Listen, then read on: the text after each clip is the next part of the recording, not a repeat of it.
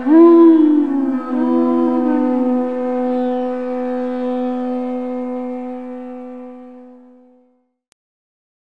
Namo Bhagavate Vasudevaya.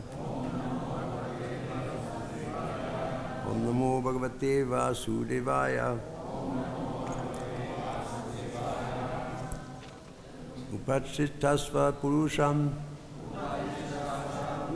Bhagavatam Bhajanadnam Sarvabhuta Guha Vasam Vasudevam Jagatgurum Upachittasva.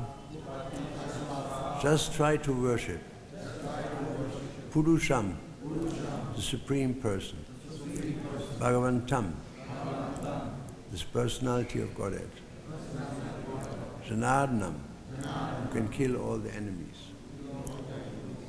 Sarvabhuta Guhavasam, living within the core of the heart of everyone, Vasudevam, Vasudeva, Krishna, who is all-pervading, and the son of Vasudeva, Jagat-Gurum, spiritual master and teacher of the whole world. Translation by Srila Prabhupada. My dear Aditi, engaged in devotional service to the Supreme Personality of Godhead, who is the master of everything and who can subdue everyone's enemy and who sits within everyone's heart. Only that Supreme Person, Krishna or Vasudeva, can bestow all auspicious benedictions upon everyone, for he is the spiritual master of the whole universe. Purport. With these words, Kashyapa Muni tried to pacify his wife. Aditi made her appeal to her material husband. Of course, that is nice, but actually a material relative cannot do anything good for anyone. If anything good can be done, it's done by the Supreme Personality of Godhead, Vasudeva. Therefore, Kashyapa Muni advised his wife Aditi to begin worshipping Lord Vasudeva, who is situated in everyone's heart. He is the friend of everyone, and he is known as Janardhana because he can kill all enemies. There are three modes of material nature: goodness, passion, and ignorance, and above material nature, transcendental to material nature, is another existence, which is called Sudasattva. In the material world, the mode of goodness is considered the best, but because of material contamination, even the mode of goodness is sometimes overpowered by the mode of passion and ignorance. But when one transcends the competition between the modes and engages himself in devotional service, he rises above the three modes of material nature. In that transcendental position, one is situated in pure consciousness, Sattvam Vishudam Vasudeva, Vasudeva Shabditam. Above material nature is a position called Vasudeva, or freedom from material contamination.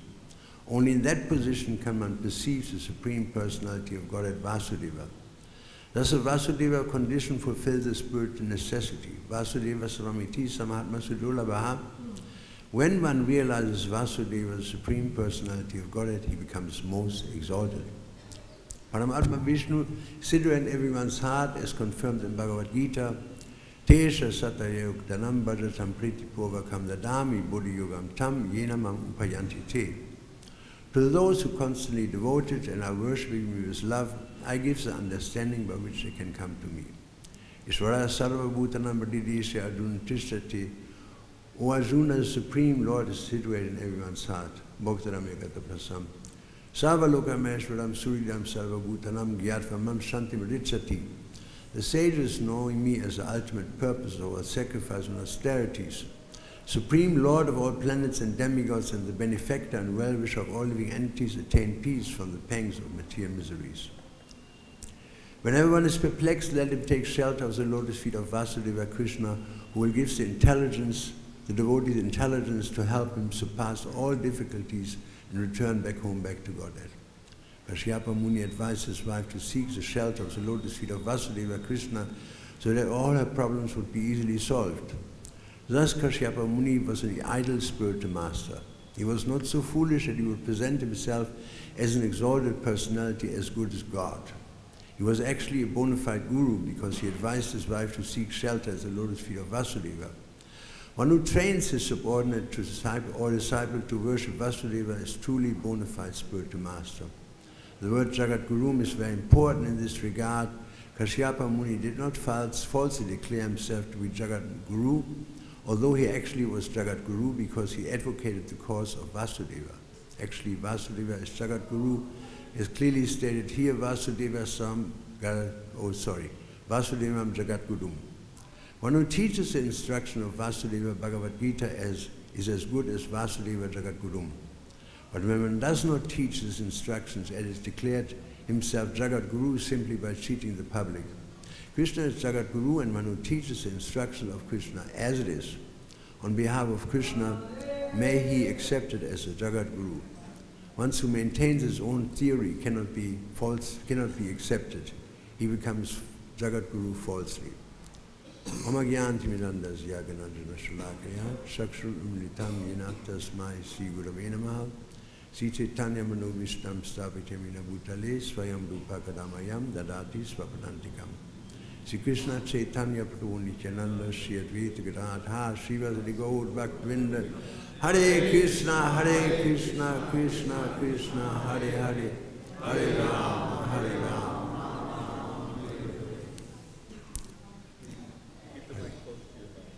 Closer. Hare Krishna. So in Bhagavad-Gita, Krishna also says that Machita Sarva Durgani Mat Prasadam Tarishyasi. It's just 2 lines, or 1 line really, of a shloka.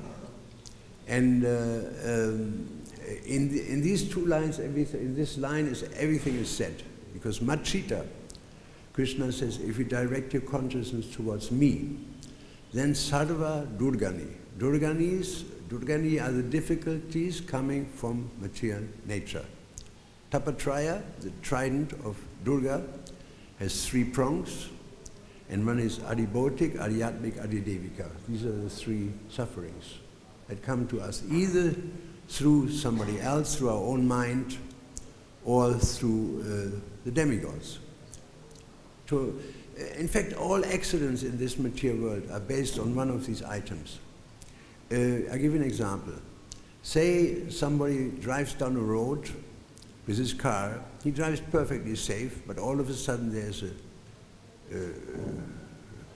patch of ice. I was in this situation when we were on Sankirtan. We came back in the evening, and I drove down the hill, and there was a patch of ice right there, and I went around, and I went into the plank. I went down on my brakes, and I went straight into the plank on the other side. A big truck came, a gigantic truck.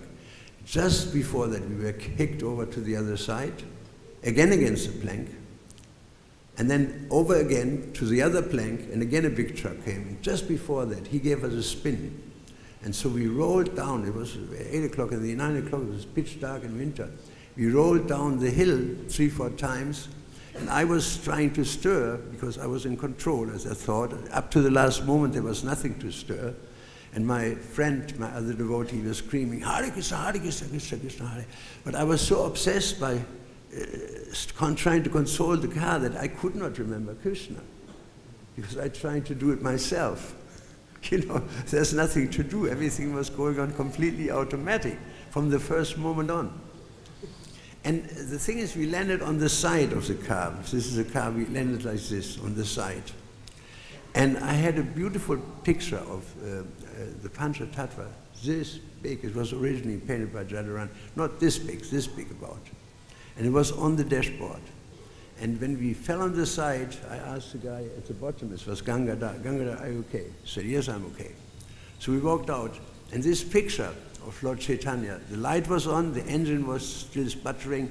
5 meters ahead, Lord Chaitanya was standing like this in the snow. And I could understand that we were saved by the extraordinary mercy of Shishi Gaur-Nitai Ki. Otherwise, it would not have been possible. So that's the first accident. It's, what is it? Adhyatmik, Adibhodik, Adidevik? It's Adidevik. All of a sudden, there were ice on the street. Now I drive again with the same car down a hill, and a thick-headed, red-necked farmer comes out of the side with his tractor, and I bang right into it. And I wreck the car. What is that? Adibhodika. Then I drive again on the same road, and I fall asleep, and I drive into a tree. That's... I'm not going to let you drive any of our cars. I'm forbidden to do so in Germany, by the way. So you drive into a tree because you fall asleep. What is that? Adhyatmika. So you see that all these different things, like when driving, since you are there, since he brings it up, when driving we have to always consider there may be Adhyatmika, Adhibodhika and Adhidevika, one of these three things. You may think I'm driving all right, and that's okay, but if any one of these three things happen and you're too fast to stop, you're in trouble. So you can break down every accident really into Adhyatmika, Adhidevika, Adhibodhika, and good driving means you always keep in mind somebody may go crazy. I remember a classical example. We were driving on the street and on Sankirtan, and all of a sudden somebody, we had 130 kilometers an hour, and somebody swerved right in front of us, and I had to go on the brakes, and the car started to spin. It was rainy, so the road was not very strong, holding, friction, what do you call it? So anyway, this car started spinning, and ultimately we were thrown over the embankment. There was a huge tree this high, about where the lamp is, bushes more, between Mush and tree. We were thrown over it and rolled 5 times. And again we landed on the side and asked, Chakravarti Prabhu, how are you? He said, I'm fine. What about yourself? I said, I'm fine too. So we climbed out of the car, and I said, Chakravarti, do you see the people there? Everybody stopped the traffic, about 80 people standing on the road. And we grabbed our book bag, and I went up to them and, did you see this accident? I said, yes, are you okay? I'm okay, you're not okay. Buy one of these books. I sold 40 Bhagavatams in something like 20 minutes. I had glass in my hair. The chair over him was bleeding. And he also distributed a lot of books. The police came and said, how did you survive this accident? Well, take one of these books. Here's a solution. I sold a book to the policeman. I sold a book to the ambulance. They came. There was nothing wrong with us because Krishna protected us in this situation of Adhibodhika. You see? And when we turn to Krishna, when we fix our mind on Krishna, and the best exercise to fix the mind on Krishna, the playground of doing this is really the japa time. That we focus our mind on Krishna, because our mind will run away. We have to pull it back. Again, we have to pull it back and try to chant. We have to try to chant very nicely every syllable from the beginning to the end. Hare Krishna, Krishna Krishna, Hare Hare. Hare Rama, Rama Rama, Hare Hare. Then the next mantra. Because this is the way how we can focus our mind on Krishna. Why should we do so? Because Krishna said, Machita Sarva Durgani, Mat Prasaram Tarishyasi, that all difficulties will be destroyed by my mercy, not by my doing. It doesn't mean that I should be passive. I do my best, and then Krishna will do the rest. Just like I try to do my best in chanting at times, not all the time. But, and I'm wondering, how is it possible? When will I come to the point that I chant without distraction? So how do you do that? Well, there are 2 things necessary. One is your own part. You have to make an endeavor, your own part. And then Krishna, Haridas Thakur was saying, without the mercy of Krishna, nobody is able to overcome distractiveness when chanting Hare Krishna. So to be able to chant without distraction, which is certainly the desire of every devotee, should be the desire of every devotee, because if he has a holy name, he's all set. Nothing can bother him anymore. Neither Adhyatmika, nor Adhibodhika, nor Adhidevik. It doesn't bother him anymore. Because Krishna will free that soul from all impediments. Machita, direct your consciousness towards me. Sarva Durgani, all the difficulties, Sarva means all difficulties coming from Mother Durga. Mat Prasaram, by my mercy, Tarishyasi, they go away. So by Krishna's grace, we can do everything. Without Krishna's grace, we can do only so much. We can do something, but we can only do so much. And so we need Krishna's mercy. Without Krishna's mercy, there's no hope. And there was a discussion, by the way, I just remember, in the Sri Sampradaya in the 17th century, whether the mercy of Krishna, the relationship of Krishna to the soul, is like the relationship of a monkey, little monkey to the mother, or a dog, little puppy to the mother. This was the argument. Because when the puppy has to go somewhere, the dog, the mother, grabs her by the neck and just puts him, he doesn't have to do anything. He puts him here and there, wherever he wants to go. They do that. Whereas a monkey, you know, here in Vrindavan, they hang on to the mother. So they have to hang on. If they don't hang on, the mother can't help them. So they decided that actually this is, our philosophy is like the attitude of a monkey, of a little monkey baby to the mother. And we hold on to Krishna, and then if we hold on, like the child, baby monkey holds on to the monkey, the mother, then the monkey can jump 4 yards or something, and the kid jumps with it. So this kind of mutual interdependent relationship is exactly like in Krishna consciousness. We have to do our part, and then Krishna will help us. We know that everything is done by Krishna in the ultimate situation, but we have some freedom. We have a choice to either go back to the spiritual world or to stay here very comfortably or uncomfortably. We have this choice. It's up to us. Krishna does not interfere with our freedom. And why is that?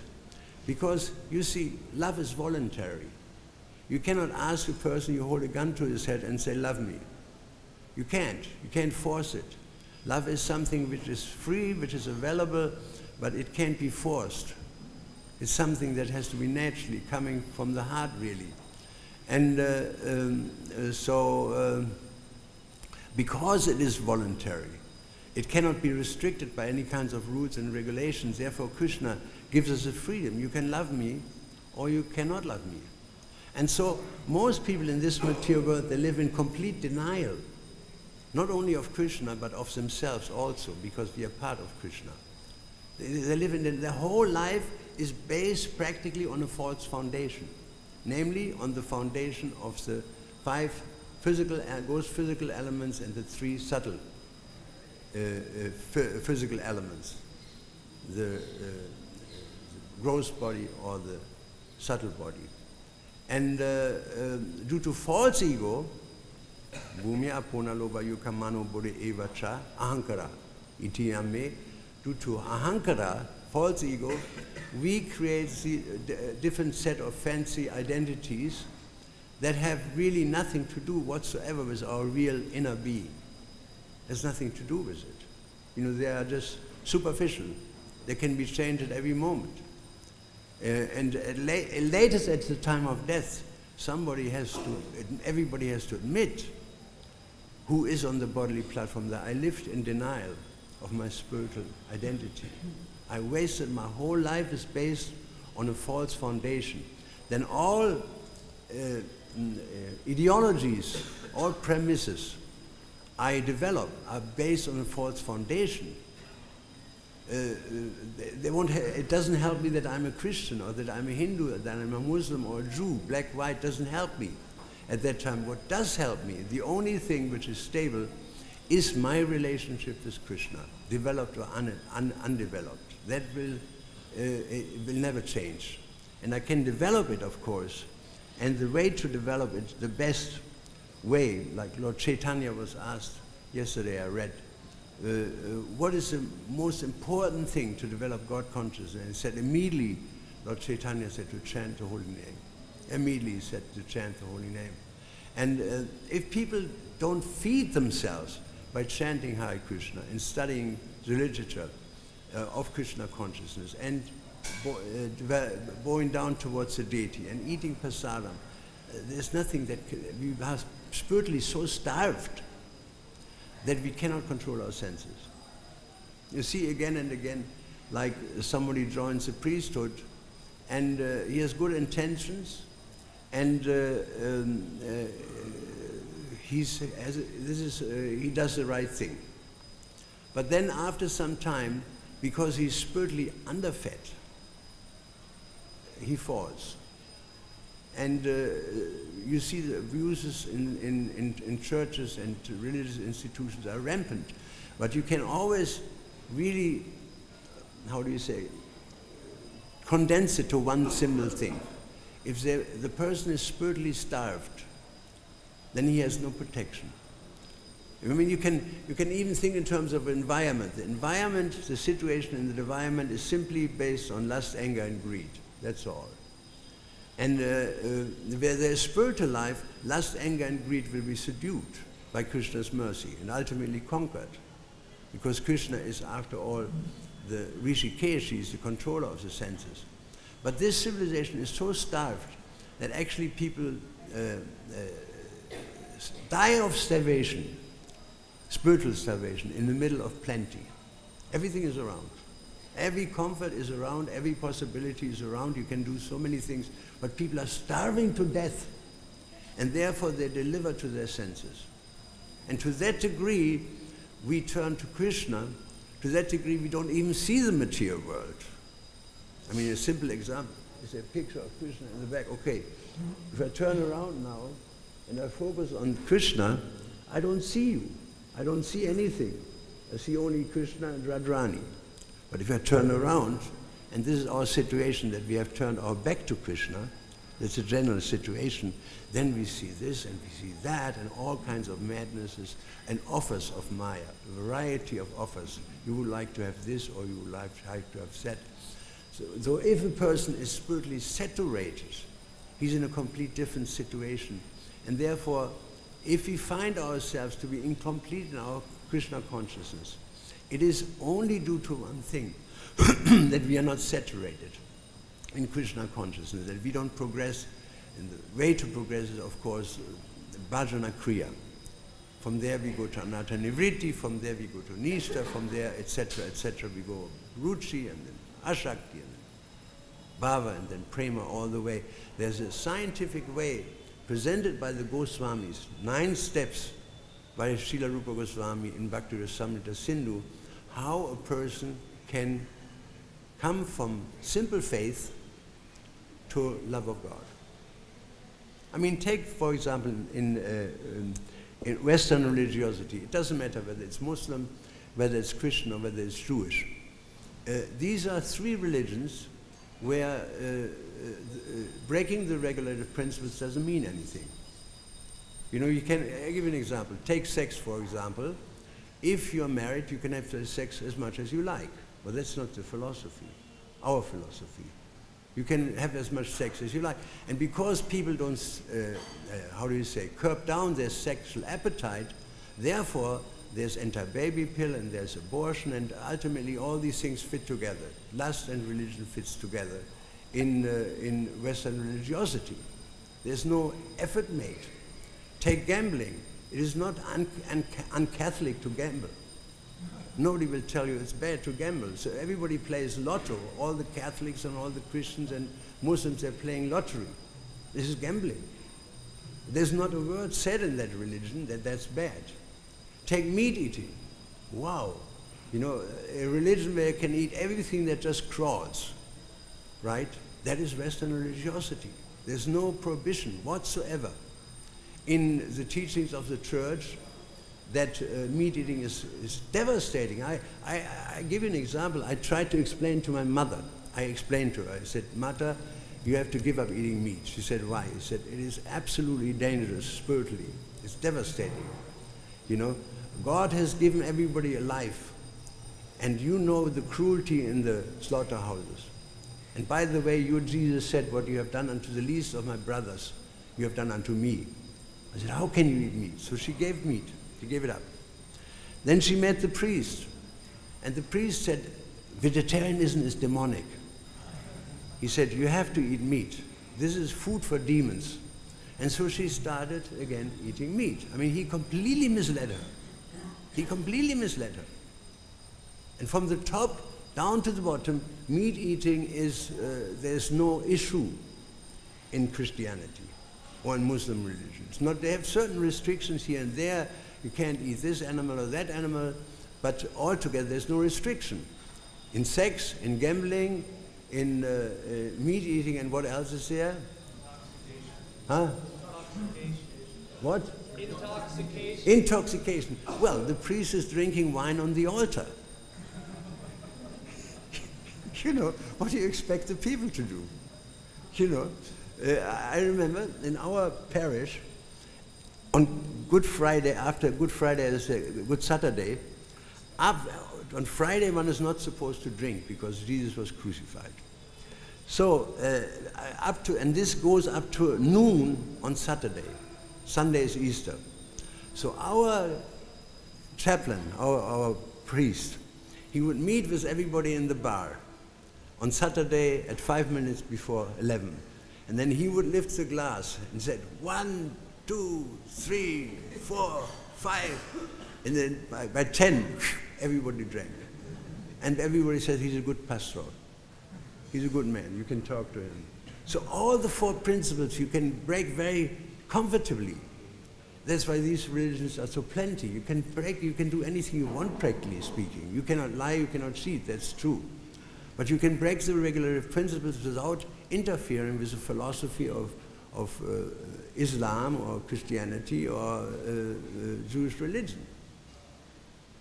How can you advance like this unless there's anatta nivritti? How you can advance toward ruchi or bhava or whatsoever, you can't. You get stuck right there. And even as far as association is concerned, think about it.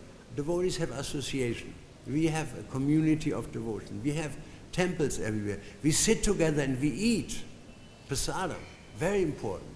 And we have places like Govardhan and Radhakunda and Shyamakunda, and we have Vrindavan, and we have Mayapur, and we have the Ganga, and we have the Yamuna, and we have Bhagavatam, and we have Chaitanya Charitamrita, and we have Bhagavatamrita, and we have so many scriptures, and we have Srila Prabhupada, and we have a whole line of disciplic succession. So many people in our back protecting us and furthering us in Krishna consciousness.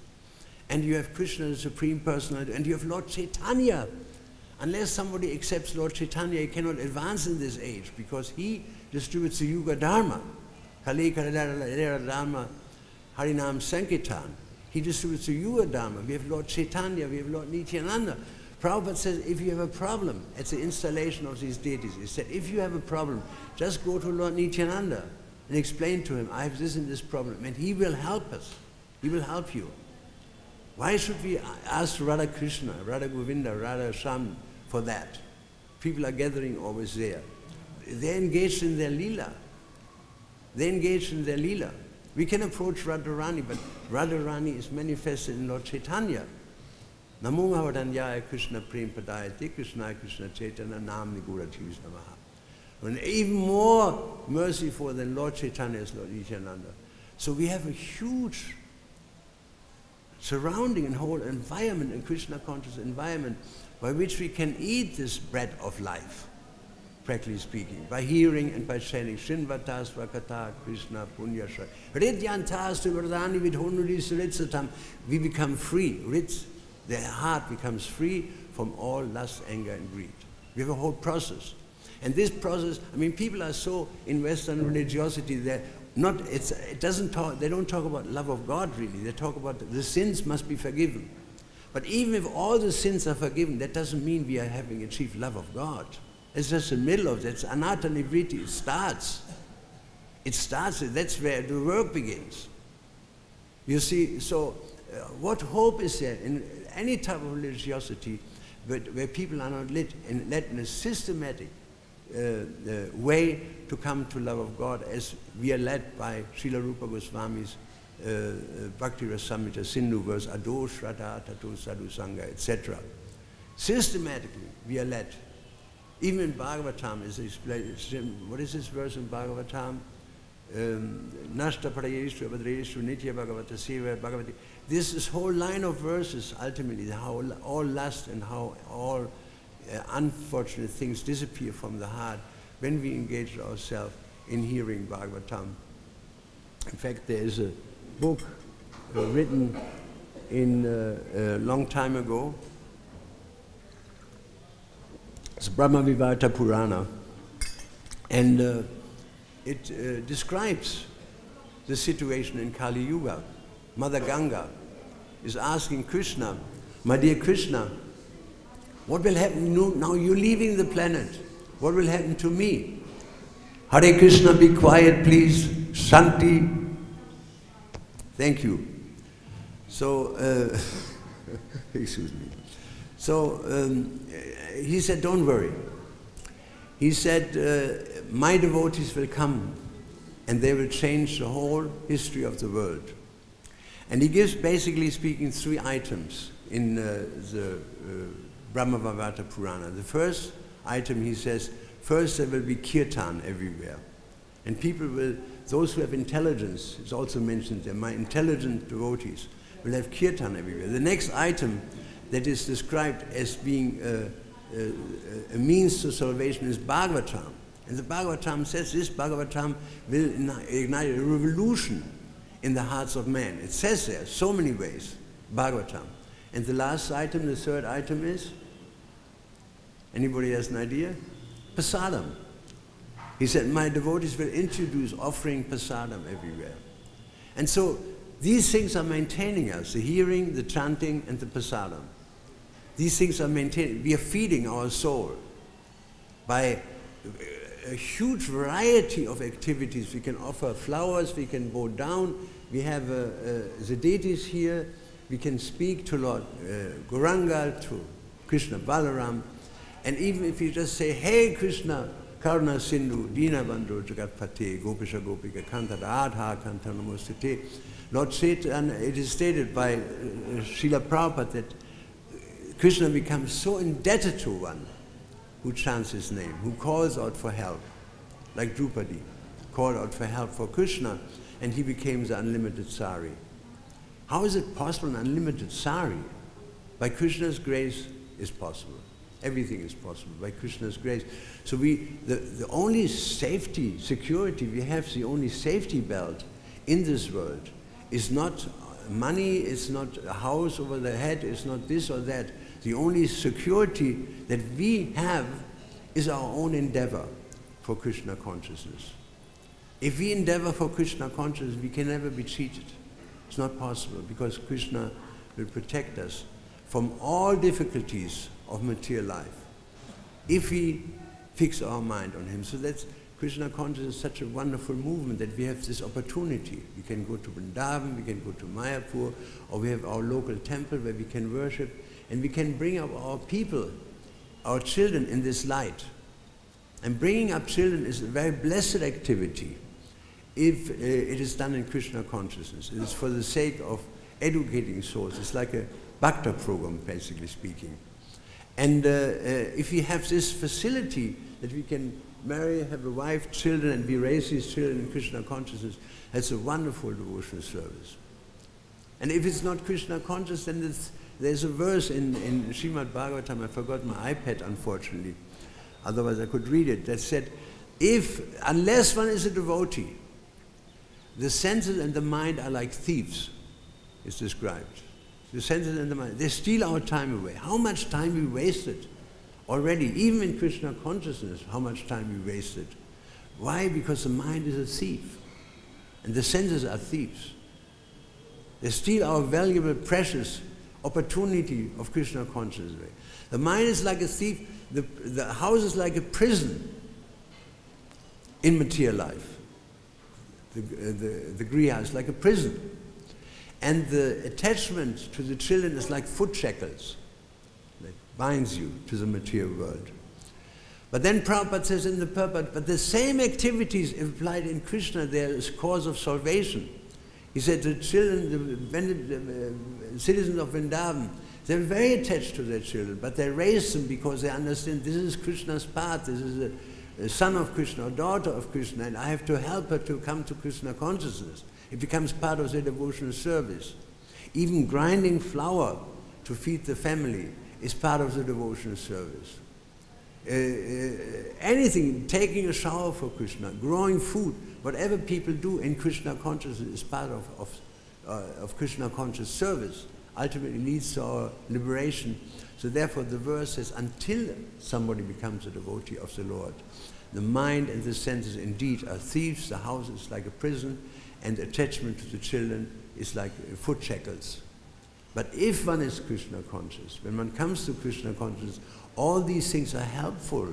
It's helpful to have wife, children, and the rest. It's helpful to have some facility in the material world to do something. Like, for example, if somebody has a capability to manage, or he should managing. We have this wonderful manager here, Panchagoda Swami, who is managing this place very nicely. It's his natural propensity to manage. So he's getting a facility by Krishna. And so you can use every gift you have, whether it's gardening or whether you like to do deity worship or you like to do, you have to find out what can I do for Krishna? What is, according to my guna and karma, something I can actually do to fit in what ashram or to do whatever activity.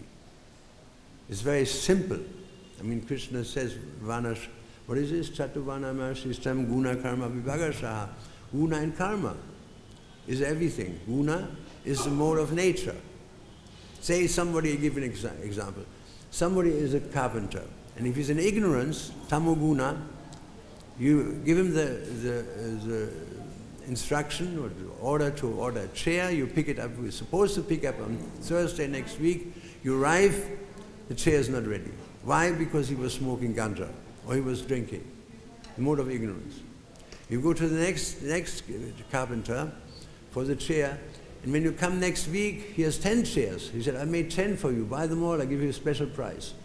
So he's in the mode of passion, right? You go to the next carpenter, he's in the mode of goodness. He said, can you make me a chair? He said, yes, it will take me 2 weeks. He said, why 2 weeks? He said, well, you know, I have my sadhana. In the morning I have to worship my Shila and so on, and I have only so much time and they have so many work I have to do. But if you come in 2 weeks, it's ready, guaranteed. You go there, it's ready, guaranteed. So that's a carpenter. Then a carpenter in Shuddha-sattva, who is that? Any example? No, Jesus, he was a carpenter. He was learning how to make plows from his father. So he was a carpenter in the mode of goodness, Shuddha-sattva, transcendental goodness. So this is as far as guna is concerned. Then karma is according to your nature. You know, if you like to do things with your hand, or you like to do things with your head, or you have to see what is there that you're into. Somebody's into cooking, somebody is into organizing, somebody into growing food for Krishna, or milking cows for Krishna, whatever. All these natural propensities, guna and karma, that as far as karma is concerned, what can you do? And if you don't know what you can do, you should ask somebody. You should ask somebody. If you can't figure it out yourself, you would have to go to somebody who knows to give them advice. And generally, if you tell somebody the story, your life story, he can understand very quickly what you could do and what you should not do, and what would be good for you in your spiritual life according to your status of standing in Krishna conscious movement, to what degree you have advanced in Krishna consciousness. So all this is based on Krishna's mercy, and I got a little carried away from the verse.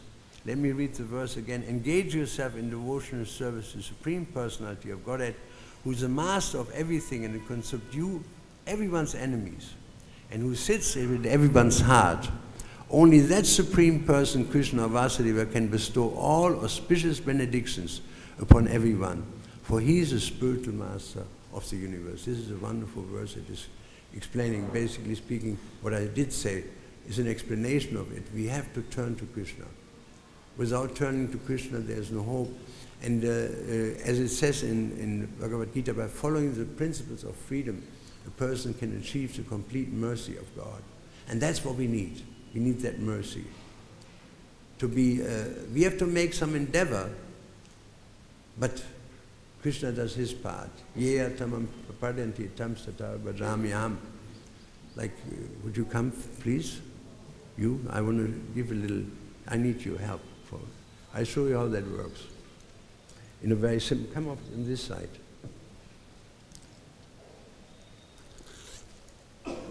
So we have to endeavor in Krishna consciousness. This is the soul. We have to endeavor. Enthusiasm, endeavor, and patience. And chant Hare Krishna, etc. Now this is God. You have to stand up. This is God for a moment.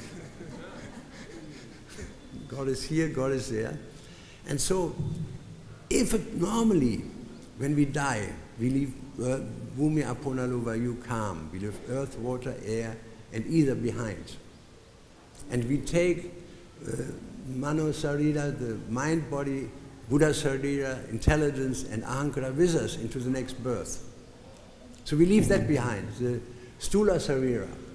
We take the Linga Sarira with us.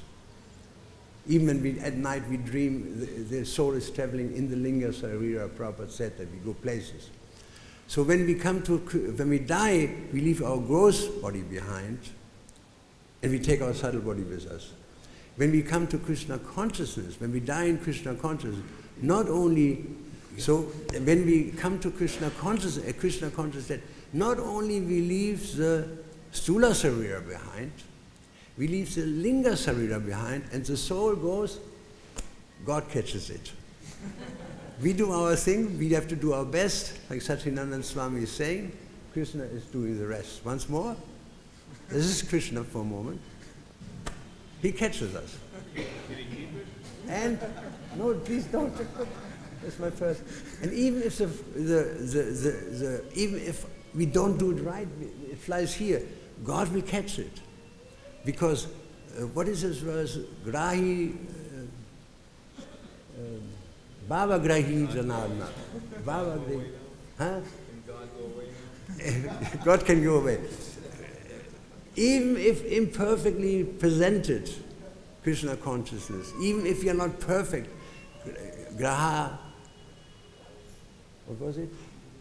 Daha Bhavi Janarna. Krishna makes it perfect. Krishna makes it perfect. So we are in very good, the best association. We are extremely fortunate that we can sit in this place, in Vrindavan, one of the two highest places in the universe, really, Vrindavan and Mayapur. We can hear the Bhagavatam class, and we escaped the madness of material existence. Now we have to just keep on going on this path without deviating, and so gradually, we all will get there. Srila Prabhupada ki jai. Thank you very much. Do we have a question?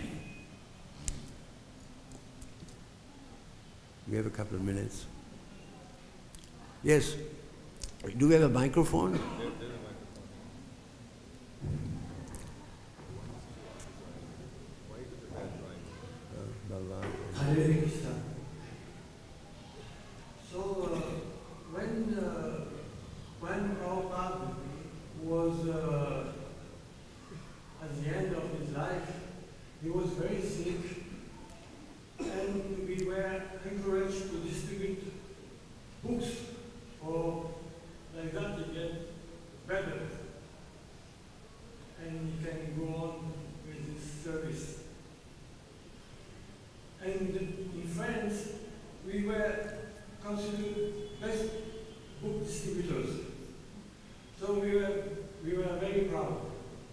So we go out and we distribute a lot of books.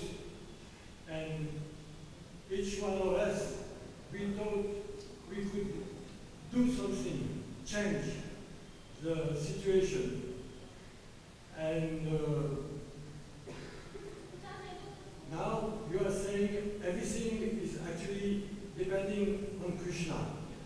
Yeah, So were we in illusion? That's my question. No. You see, it's true, everything depends on Krishna, but we have to do our work. There's an example that Sadhguru Maharaj, he was a temple president in Boston, and they were running out of money. So he bought, with all the money they had, every single penny, they bought large amounts of flowers, and they decorated the altar beautifully, and they sent Srila Prabhupada a picture. And they said, Srila Prabhupada, now we are completely depending on Krishna. We have given everything. And Prabhupada understood that they spent every penny for this decoration, but they didn't have money to eat, practically speaking, because they were waiting for Krishna to act. And Prabhupada said, it's a very good instruction. He said, to depend on Krishna is very nice, but we also have to do our thing. We have to make a plan, and then Krishna will help us. So it's not that Krishna is doing everything, just like in the situation with this monkey. We have to hold on to Krishna. We have to do our endeavor. Soll das Werk den Meister loben, doch der Segen kommt von oben.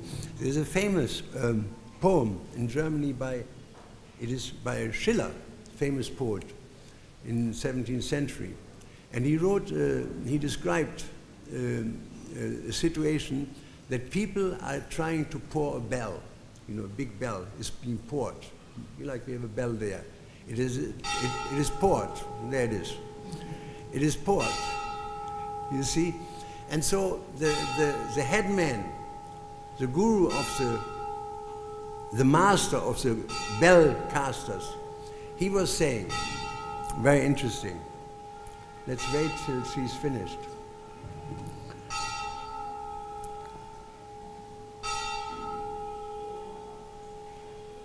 Okay. He was saying, the way how you have to work is like this. Von der Stirne heiß rinnen muss der Schweiß. From your forehead, sweat has to pour because you work so hard. Rinnen muss der Schweiß, soll das Werk den Meister loben. Then the bell should pray, if the bell is able to praise God. But der Segen kommt von oben. The blessings come from above. In other words, even if you work very hard, there may be a bubble in the bell or a crack. There's nothing you can do about it. You can throw the thing away. So we have to do our best, and then God does the rest. Von der Stirne heiß, rinnen muss der Schweiß, soll das Werk den Meister loben, doch, but the blessings come from above. That it become, because ultimately Krishna is the ultimate doer. Krishna is the ultimate doer. We have to do our bit. It's not that we just lie in bed and say, oh, Krishna, save me. You know, please come and send you rain of mercy, please. You know, that doesn't help. So the idea to depend on Krishna is very nice, but we have to do our work. We have to work as if it depends on us. We have to work as if it depends on us, but we understand that everything is Krishna's mercy. This is actually how do you figure this out in your own brain? You work as if it depends completely on yourself. So you work like a dog. And then you understand that every moment, actually, whatever happens here, whatever comes to me, it's all Krishna's blessing. Hare Krishna. Yeah.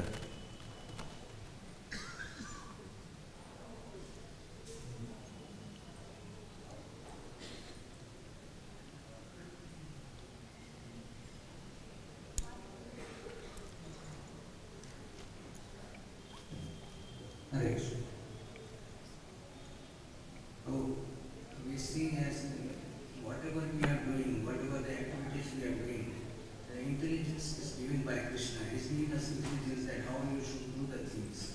So this is my comment, I guess.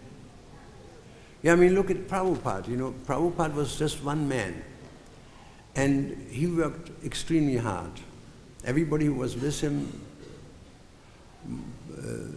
Shruta will confirm this, you can hardly keep up with Prabhupada. You know, it was and so he did his best. He worked like anything, more than any one of us is able to work.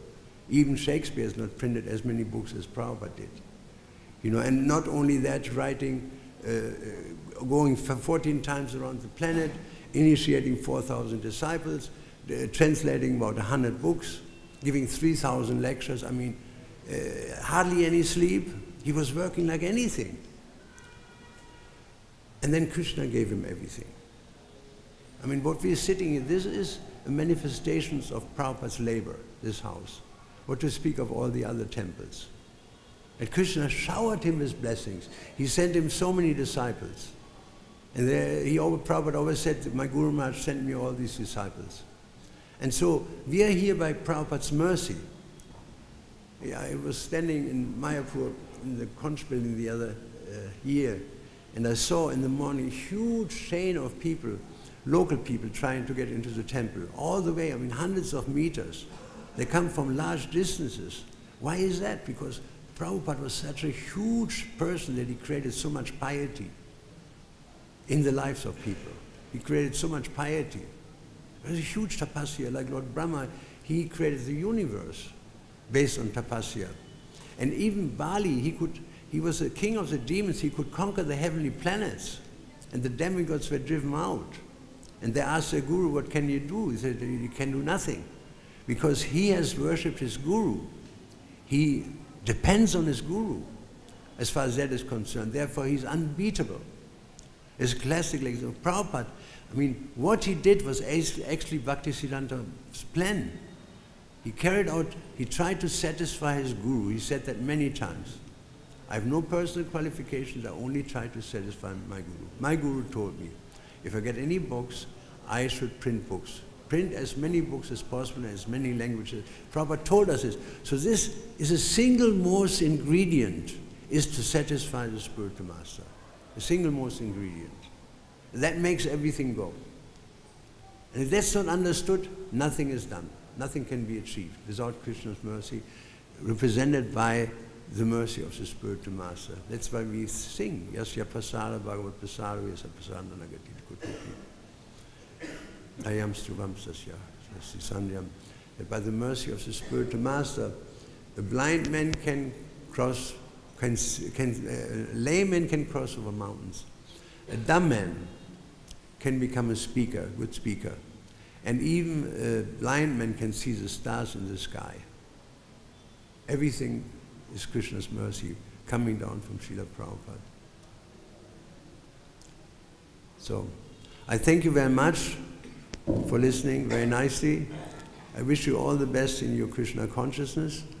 Let's chant Hare Krishna for a moment. Hare Krishna, Krishna Krishna, Hare Hare. Hare Ram, Ram Ram. Once more. Hare Krishna, Krishna. Louder. Louder. Rama Rama, Hare. Louder. Hare Krishna, Krishna Krishna, Hare. Hare Ram. Srila Prabhupada ki jai, Sri Gonitai ki jai, Go Premananda, Hari.